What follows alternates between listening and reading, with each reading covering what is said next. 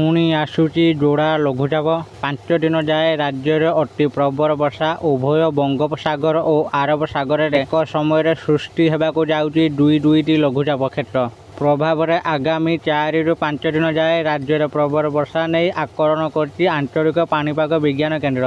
ଆଜି ଉତ୍ତର ବଙ୍ଗୋପସାଗର, ପାର୍ଶ୍ୱବର୍ତ୍ତୀ ବାଂଲାଦେଶ ଏବଂ ପଶ୍ଚିମବଙ୍ଗ ଉପକୂଳସ୍ଥ ବାୟୁମଣ୍ଡଳରେ ଏକ ଘୂର୍ଣ୍ଣିବଳୟ ସୃଷ୍ଟି ହେବାର ସମ୍ଭାବନା ରହିଛି। ଫଳରେ ସକାଳ 8:30 ଯାଏଁ ମୟୂରଭଞ୍ଜ ଓ କେନ୍ଦୁଝର ଜିଲ୍ଲାରେ ପ୍ରବଳରୁ ଅତି ପ୍ରବଳ ବର୍ଷା ସହ ପବନର ସମ୍ଭାବନା ରହିଛି। ଏହି 2ଟି ଜିଲ୍ଲାକୁ ଅରେଞ୍ଜ ୱାର୍ଣ୍ଣିଂ ଜାରି ହୋଇଛି।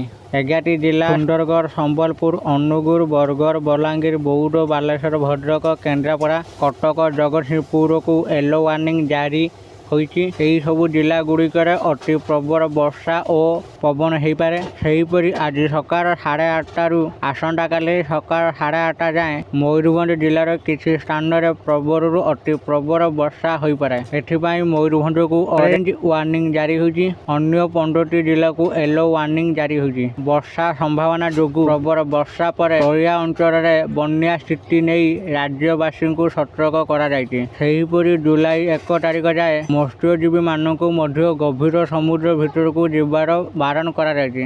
Please subscribe our channel.